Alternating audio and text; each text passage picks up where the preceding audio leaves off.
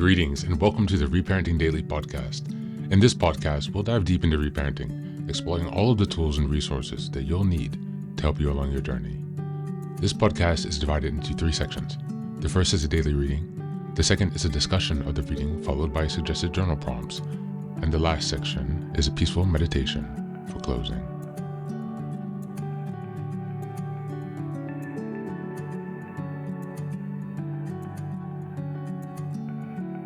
Good morning, good afternoon, and good evening from whenever and wherever you're joining us today. I'm so glad that you're here as we continue on this journey of self-expansion and growth.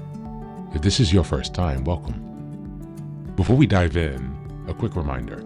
Like, share, and subscribe to this podcast on Apple Podcasts, Spotify, and YouTube. Your support here helps spread the word and grow this community of self-reparenting. Now for a few updates. First, I'm excited to introduce our Patreon community, where for a small monthly fee, you can join us for 3 weekly reparenting support meetings. Sundays, we have a guided meditation for emotional grounding. On Tuesdays, we have a book club discussion for deeper discussions and growth. And on Thursdays, we have open topic conversations for real-time support on any topics that may come up. You can find all of the details about what's included in this community by going to the Reparenting Daily website and checking out the community tab. In addition, we now have a WhatsApp support group, a global network of fellow travelers available anytime you need encouragement, guidance, or a simple connection. This is just one of the many ways we're building a strong, supportive space for your reparenting journey. The next announcement is that I've just released my first few books. The first is the Reparenting Daily Journal, a structured 365-day guide to help you work through reparenting day by day. Starting in 2025, each month focuses on a key theme with weekly sub-themes. The Reparenting Daily podcast episodes align with the journal, making it an interactive and immersive experience to help you stay focused and ensure real progress this year. Now for the next announcement, I'm thrilled to introduce Fairy Tales for Reparenting Daily, a collection of 3 books inspired by Jungian analysis, mythology, philosophy, psychology, and most importantly, the work of Marie-Louise von Franz. These short, simple stories are designed to help you reconnect with your inner child and experience healing through storytelling. What makes these books unique? Well, at the end of each story, there's a deep dive analysis exploring its themes, explored by journal prompts to help you reflect on how these lessons relate to your personal journey. All of these books are now available on Amazon, so go ahead and take a look and support this project. Reparenting is a journey of growth, iterative change, and continuous improvement. Much like nurturing the bonsai tree, it requires patience, care, consistency, and attention. Thanks for being here and supporting this work, and for committing on your journey of self-expansion. Now, without further ado, let's dive into today's practice. Today's reading is an article from James Clear. It's a section from the book Atomic Habits, which we've read before. As always, you can find a link in the show notes for the article or the full book. This is a reminder we're in April. The theme for this month is developing structure and discipline. We're in week 1, which is April 1st until the 7th, the last day of the first week of April, and the theme for this week has been the importance of structure. How to start new habits that actually stick. Your life today is essentially the sum of your habits. How in shape or out of shape are you? A result of your habits. How happy or unhappy are you? A result of your habits. How successful or unsuccessful are you? A result of your habits. What you repeatedly do, i.e. what you spend time thinking about and doing each day, ultimately forms the person you are, the things you believe, and the personality that you portray. But what if you want to improve? What if you want to form some new habits? How would you go about this? It turns out there's a helpful framework that can make it easier to stick to new habits so that you can improve your health, your work, and your life in general. Let's talk about the framework now.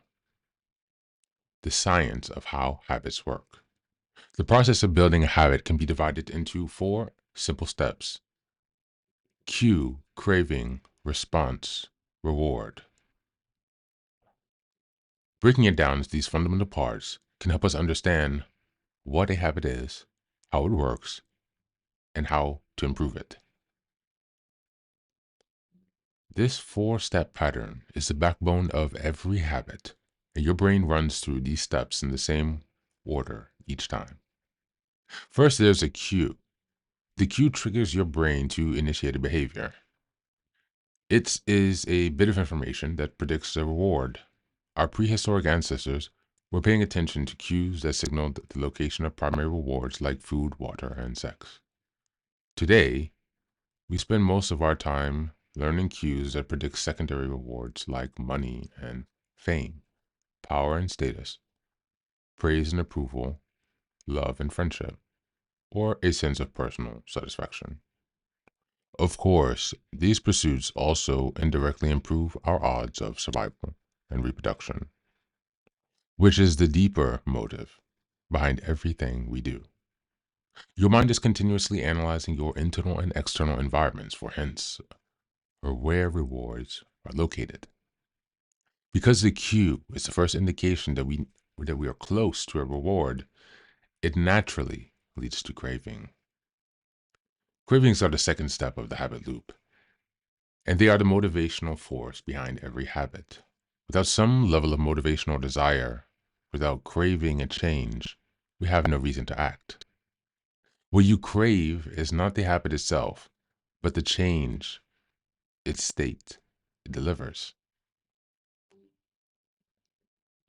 With the change in state it delivers. You do not crave smoking a cigarette, you crave the feeling of relief it provides.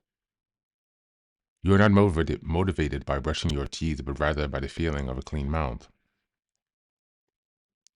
You don't want to turn on your television. You want to be entertained. Every craving is linked to a desire to change your internal state. That is an important point that we'll discuss later in detail. Cravings differ from person to person. In theory, any piece of information could trigger a craving, but in practice, people are not motivated by the same cues. For a gambler, the sound of a slot machine can be a potential trigger that sparks an intense wave of desire. For someone who rarely gambles, the jingles and chimes of the casino are just background noise. Cues are meaningless until they are interpreted. Thoughts, feelings, and emotions of the observer are what transform a cue into a craving. The third step is a response. The response is the actual habit you perform, which can take the form of a thought or an action. Whether a response occurs depends on how motivated you are and how much friction is associated with in your behavior. A particular action requires more physical or mental effort than you are willing to expend, then you won't do it. Your response also depends on your ability. It sounds simple, but a habit can only occur if you are capable of doing it. If you want to dunk a basketball, but you can't jump high enough to reach the hoop, well, you're out of luck. And finally, the response delivers a reward. Rewards are the end goal of every habit. The cue is noticing the reward. The craving is about wanting the reward, and the response is about obtaining the reward. The chase rewards because they serve two purposes. One, they satisfy us, and number two, they teach us.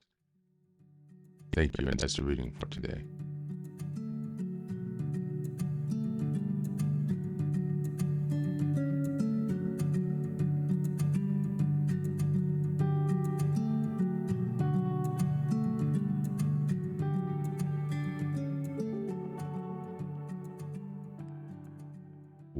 Welcome back. Now, this reading from Atomic Habits fits right into our April theme of structure and discipline. Especially during the first week, we're laying the foundation for building structure. James Clear's breakdown of habit formation, cue, craving, response, and reward provides a structure of behavioral change. It reveals how seemingly automatic habits are actually built on a predictable system. Understanding this system allows us to create discipline not by forcing ourselves to change, but by designing environments, routines, and triggers that naturally lead us towards better outcomes. That's why structure isn't a cage, it's a launch pad for freedom. For those on a reparenting journey, this framework is deeply empowering. Many of us never learned how to build habits to regulate ourselves. We may have lived in chaos, reacting to life instead of intentionally designing it. Clear's model gives us a way to understand, to begin reprogramming our automatic behaviors with compassion and strategy. By understanding what triggers us, what we truly crave underneath that behavior, and how to reward ourselves meaningfully, we begin to parent ourselves the way no one else did. Habits are not just routines, they are acts of self trust that form the foundation of a stable inner world. As we look to the journal prompts today, number one, think of one habit you'd like to build this month. What would the cue, craving, response, and reward look like for this habit? Number two, what is one craving that has been driving your recent habits? Are you seeking comfort, connection, escape, or validation? And number three, what habits did you grow up with in your environment? How have they shaped your current sense of structure and discipline? That's it for today. As always, take care of yourself and please do be well.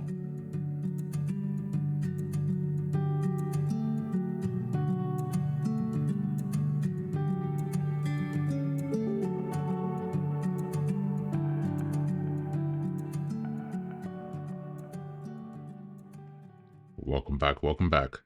Now, this is the third and final section of the daily podcast. This is your silent meditation.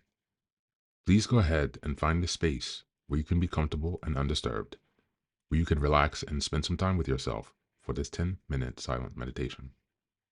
You can choose to be sitting, standing, lying down, or in whatever position makes you comfortable today. Take a moment to simply be with yourself. Focus on your breath and gently connect with each part of your body. If thoughts arise, don't let them overwhelm you. Just observe them without attachment. Imagine them as leaves drifting down atop a river, passing by without needing your engagement. Stay present, grounded, and open to this moment, no matter what time you are listening and practicing this meditation. Namaste.